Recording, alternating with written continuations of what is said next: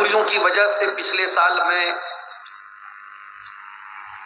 اس programme میں حاضر نہیں ہو پایا تھا، اور اس سال بھی حالات بہت اچھے نہیں تھے، لیکن یہ احساس بھی تھا کہ برہیٹ کے پروگرام میں بہرحال کسی نہ کسی طریقے سے پہنچنا ہے۔ کمیٹی والوں نے مجھ سے دونوں دن آنے کا مطالبہ کیا تھا،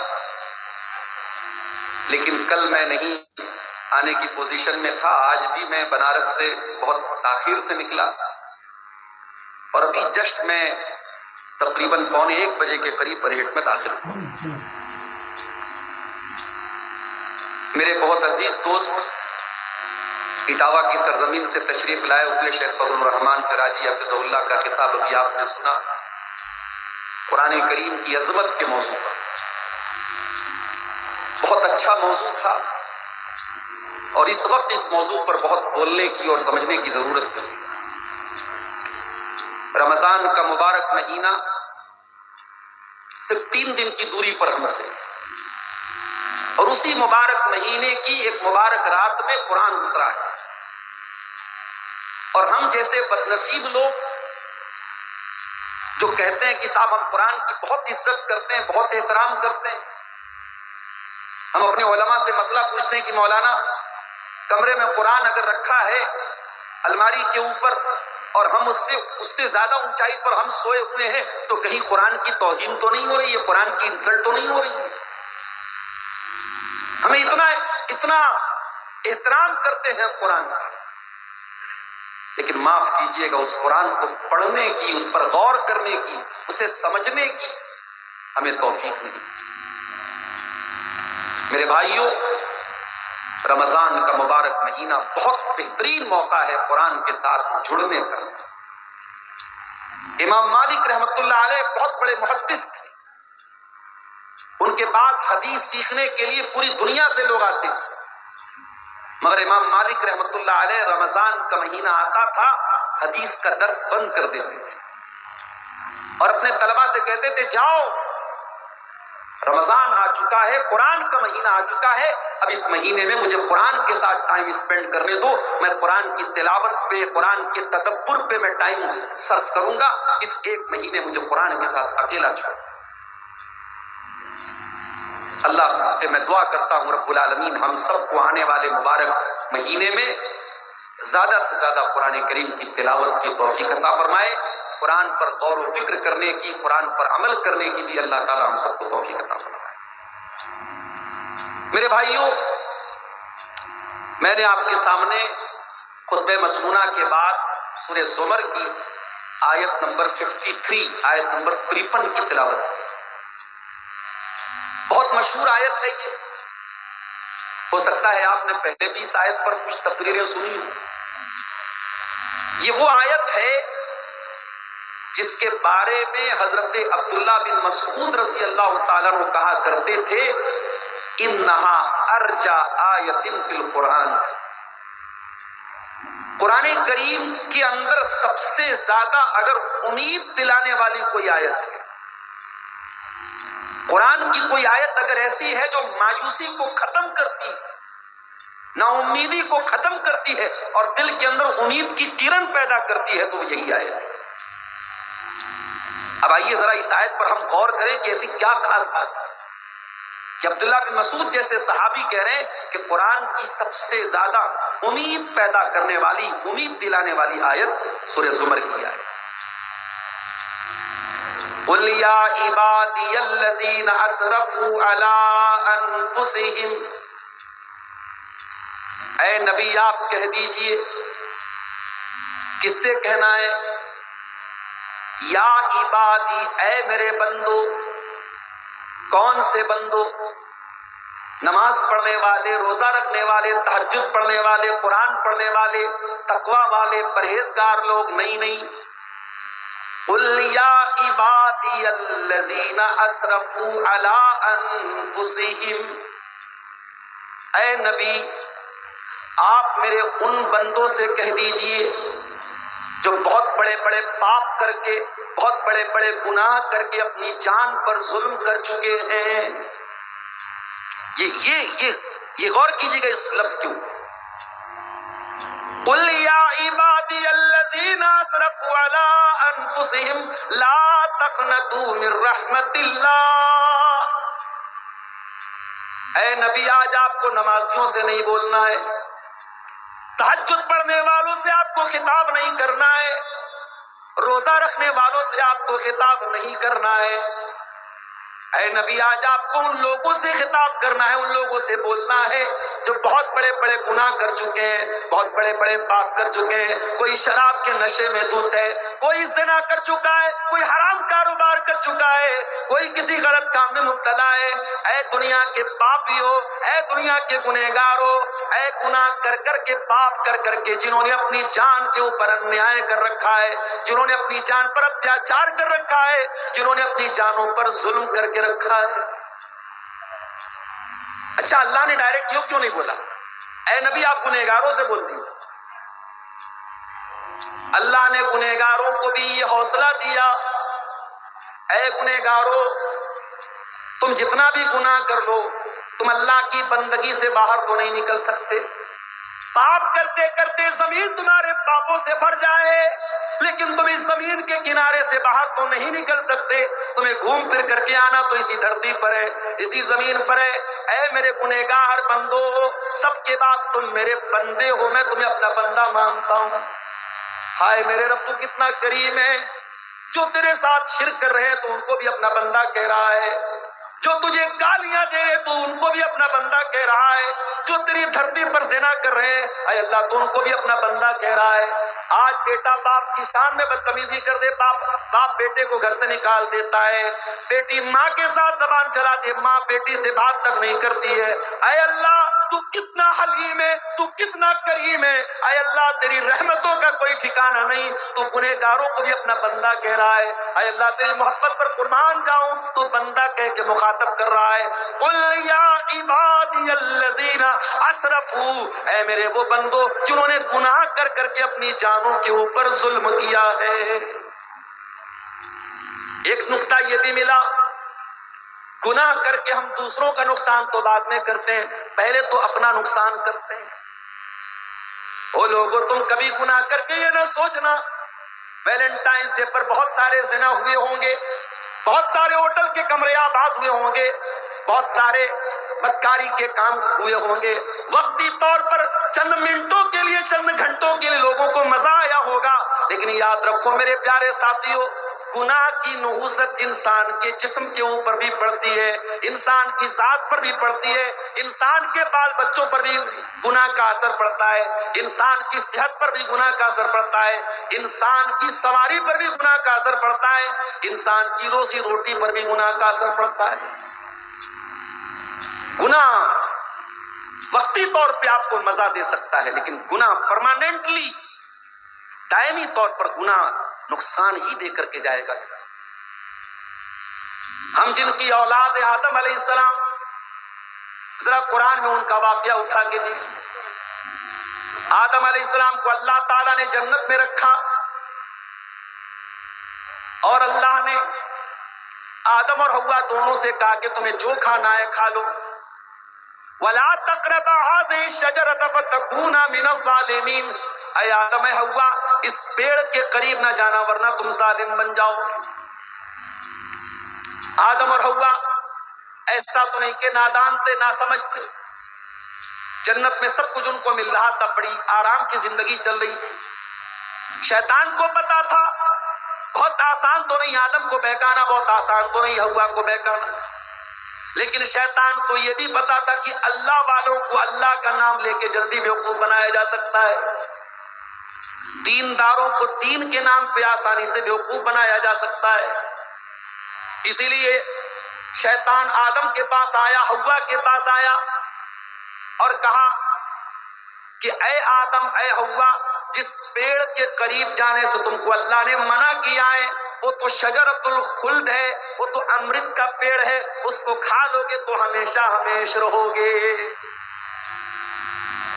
اچھا ایک بات ہے، آدم علیہ السلام کو شیطان نے جب بہکانے کی کوشش کی تو لالچ کیا دلایا کہ اے آدم ہمیشہ رہو گے. اس کا مطلب کہ انسان کو لائف میں کوئی چیز ملے اور وہ پرماننٹلی ملے، ہمیشہ ملے، یہ انسان کی نیچرل خواہش ہے، فطری خواہش ہے۔ آدم علیہ السلام کے اندر بھی یہ خواہش ہے، اور شیطان کو پتا تھا کہ یہ جال میں پھینکوں گا تو آدم کو آسانی سے میں اپنے جال میں لے سکتا ہوں۔ کہا یا آدم حوا، اس پیڑ کو تم کھا لو گے تو ہمیشہ ہمیشہ تم جنت میں رہو گے۔ وَقَاسَمَهُمَا إِنِّي لَكُمَا لَمِنَ النَّاصِحِينَ، اور شیطان نے جھوٹی قسم بھی کھائی، اللہ کی قسم کھا کے میں کہتا ہوں میں تمہاری بھلائی چاہتا ہوں، میں تمہارا خیر خواہ ہوں۔ جب شیطان نے قسم کھا لی تو ہمارے باپ آدم اور ہماری ماں حوا اس کے دھوکے میں آ گئے۔ فَدَلَّاهُمَا بِغُرُورٍ، شیطان نے دونوں کو اپنے شیشے میں اتار لیا، دونوں کو دھوکے میں ڈال دیا۔ فَلَمَّا ذَاقَا الشَّجَرَةَ بَدَتْ لَهُمَا سَوْآتُهُمَا، اور جیسے ہی دونوں نے اس پیڑ کے پھل کو چکھا فوراً دونوں کے بدن سے کپڑے اتر گئے، دونوں ننگے ہو گئے۔ دیکھو اللہ کی نافرمانی کا نتیجہ دیکھو۔ آدم علیہ السلام اللہ کے نبی ہیں، پہلے انسان ہیں، تمام انسانوں کے باپ ہیں، لیکن جب جس کام سے اللہ نے منع کیا تھا جیسے ہی انہوں نے وہ کام کیا، پہلا نتیجہ کیا نکلا؟ ان کے بدن کے کپڑے اتر گئے، دونوں ننگے ہو گئے۔ اچھا جب دونوں ننگے ہو گئے تو یہ نہیں ہوا کہ ننگے ہو کر کے وہ آرام سے رہیں، جیسے وہ ننگے ہوئے فَاتَّفِقَا يَقْصِفَانِ عَلَيْهِمَا مِنْ وَرَقِ الْجَنَّةِ، دونوں جنت کے پتوں کو پکڑ پکڑ کے اپنی شرمگاہ کو ڈھانپنے لگے۔ دونوں کو ننگا رہنا بالکل بھی پسند نہیں تھا۔ او دنیا والو، اگر تم واقعی میں آدم کی اولاد ہو اور واقعی میں تم حوا کی اولاد ہو تو خبردار ننگے رہنا کبھی گوارا نہ کرنا، ننگے پن کے قریب نہ جانا، ولگیرٹی کے قریب نہ جانا، اشلیلتا کے قریب نہ جانا۔ جس کو ننگا پن پسند ہو، آج دنیا کے بڑے بڑے ترقی یافتہ لوگ وہ سمندر کے کنارے ننگے ہو کر کے ان کی عورتیں لیٹی رہتی ہیں، اور اس کو ترقی کا نام دیا جاتا ہے، اس کو تفریح کا نام دیا جاتا ہے۔ اے دنیا کے بے شرموں اور بے غیرتوں، تم اپنا نام آدم کی اولاد سے کٹوا دو۔ اگر تم واقعی میں آدم کی اولاد ہو، اگر واقعی میں تم آدم کے بیٹے ہو تو تمہیں ننگا رہنا بالکل بھی پسند نہیں ہونا چاہیے۔ جس کے اندر آدم علیہ السلام کی خصلت ہوگی، جو حقیقت میں آدم کا بیٹا کہلانے کے لائق ہے، جو حوا کی بیٹی کہلانے کے لائق ہے، وہ ننگا رہنا کبھی پسند نہیں کرے گا، وہ ننگا رہنا کبھی پسند نہیں کرے گی۔ دونوں اپنے بدن کو پتے سے ڈھانپنے لگے، اور جب دونوں کو احساس ہوا کہ شیطان نے تو ہم سے غلط کام کروا دیا، دونوں کو فوراً احساس ہوا اور دونوں نے اللہ کی بارگاہ میں ہاتھ اٹھایا اور بڑی پیاری دعا کی، ربنا ظلمنا انفسنا وان لم تغفر لنا وترحمنا لنکونن من الخاسرین۔ اے اللہ، ہم نے یہ جو غلطی کی ہے، اے اللہ ہم نے اپنی جان پر ظلم کیا ہے، ہم نے اپنے اوپر اتیاچار کیا ہے، اے اللہ ہم نے کسی اور کا کچھ نہیں بگاڑا، ہم نے تو اپنا بگاڑا ہے، ہم نے تو اپنے لیے گڈھا کھود لیا ہے۔ ربنا ظلمنا انفسنا، اے اللہ تیری نافرمانی کر کے ہم نے بہت بڑا ظلم اپنے اوپر کر لیا ہے۔ وَإِن لَّمْ تَغْفِرْ لَنَا وَتَرْحَمْنَا، اور اے اللہ اگر تو نے نہیں بخشا اور تو نے رحم نہیں کیا، لَنَكُونَنَّ مِنَ الْخَاسِرِينَ، تو ہم سے زیادہ خسارہ اور نقصان اٹھانے والا کوئی نہیں ہوگا۔ تو پتہ یہ چلا کہ جب انسان گناہ کرتا ہے تو اپنی جان پر ظلم کرتا ہے، اپنے اوپر اتیاچار کرتا ہے۔ یہی بات اللہ تعالیٰ سورہ زمر کی آیت نمبر 53 میں کہہ رہا ہے، قُلْ يَا عِبَادِيَ الَّذِينَ أَسْرَفُوا عَلَىٰ أَنفُسِهِمْ، اے میرے وہ بندو جنہوں نے گناہ کر کر کے اپنی جان پر ظلم کر لیا ہے، لا تقنطوا من رحمت اللہ، اے میرے گنہگار بندو کہیں تمہارے دماغ میں یہ خیال نہ آئے اب تو ہم توبہ کریں گے تب بھی اللہ نہیں سنے گا، اب تو ہم معافی مانگیں گے تب بھی اللہ معاف نہیں کرے گا۔ او میرے گنہگار بندو، ایک بار توبہ تو کر کے دیکھو، ایک بار معافی تو مانگ کے دیکھو۔ لا تقنطوا من رحمت اللہ، اللہ کی رحمت سے کبھی مایوس مت ہونا۔ ان اللہ یغفر الذنوب جمیعا، اللہ تعالیٰ کے یہاں اگر سچی توبہ کر کے جاؤ گے، اللہ کے یہاں کوئی پاپ بڑا نہیں ہے، کوئی گناہ بڑا نہیں ہے، بڑے سے بڑا گناہ اللہ کی رحمت سے بڑا نہیں ہے۔ اس سے سچی توبہ کرو گے، وہ تمہارے سمست پاپوں کو، تمام گناہوں کو معاف کر دے گا۔ انہ هو الغفور الرحیم، وہ بہت بخشنے والا، بہت رحم کرنے والا ہے۔ قرآن کی آیت دنیا کے ان تمام لوگوں کو ایک آسرا دلاتی ہے، امید دلاتی ہے، حوصلہ دلاتی ہے، جو گناہ کر کر کے تھک گئے ہیں، جن کے پاپوں سے دھرتی بھر گئی ہے، جن کے پاپوں کا گھڑا بھر گیا ہے، قرآن کی آیت انہیں توبہ کرنے کی دعوت ہے۔ اور قرآن کی آیت یہ بھی بتاتی ہے کہ اے گنہگارو، تم گناہ کر کے اپنے اوپر ظلم کر رہے ہو، اپنے اوپر اتیاچار۔ اللہ کا ایک اور بندہ یونس علیہ السلام، جو اللہ کی اجازت کے بغیر اپنی بستی سے نکل گئے تھے، ان کو اللہ تعالیٰ نے مچھلی کے پیٹ میں پہنچا دیا۔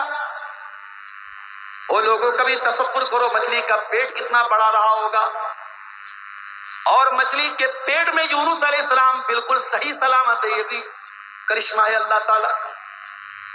اور قرآن یہ بھی کہتا ہے فلولا انہ کان من المسبحین للبث فی بطنہ، اگر یونس علیہ السلام نے توبہ نہ کی ہوتی، اگر اللہ تعالیٰ کی تسبیح بیان نہ کی ہوتی، تو قیامت تک مچھلی کے پیٹ میں ہی رہتے۔ یونس نبی تھے اللہ کے، قرآن کہہ رہا اگر وہ تسبیح نہ پڑھتے، توبہ نہ کرتے، تو مچھلی کے پیٹ میں رہتے قیامت۔ فنادا فی الظلمات، یونس علیہ السلام نے مچھلی کے پیٹ میں اللہ کو پکارا۔ میرے پیارے بھائیوں، آج جھارکھنڈ کے بہت سارے علاقوں میں موبائل کا نیٹ ورک کام نہیں کرتا۔ میں اسی برہیٹ میں آتا تھا، مجھے یاد ہے آج سے 6-7 سال پہلے جب حقانی صاحب بحیات تھے، میں یہاں آتا تھا، اس وقت شاید جیو شروع ہو چکا، جیو کا نیٹ ورک نہیں کام کرتا تھا، صرف ایئرٹیل کام کرتا تھا یا بی ایس این ایل کام کرتا تھا۔ اور آج بھی جھارکھنڈ کے بہت سارے علاقوں میں آپ چلے جائیں، نیٹ ورک کوریج نہیں ہے، پہاڑی علاقوں میں آپ چلے جائیں۔ آپ غور کیجئے میرے ساتھیوں، سمندر کا اندھیرا، مچھلی کے پیٹ کا اندھیرا، اور اس کے بعد رات کا اندھیرا، تین اندھیروں میں مچھلی کے پیٹ میں یونس علیہ السلام اللہ تعالیٰ کو پکار رہے ہیں۔ یونس کے دل میں ایک بار بھی یہ خیال نہیں آیا میں پکار تو رہا ہوں، اللہ تک میری بات پہنچے گی کہ نہیں پہنچے گی۔ وہ لوگوں جہاں کسی نیٹ ورک کا کوریج نہ ہو، جہاں دنیا کا کوئی سم کام نہ کرتا ہو، وہاں میرے پروردگار کا نیٹ ورک موجود ہے۔ فنادا فی الظلمات، حضرت یونس علیہ السلام نے مچھلی کے پیٹ میں اللہ کو پکارا، اور کیسے پکارا؟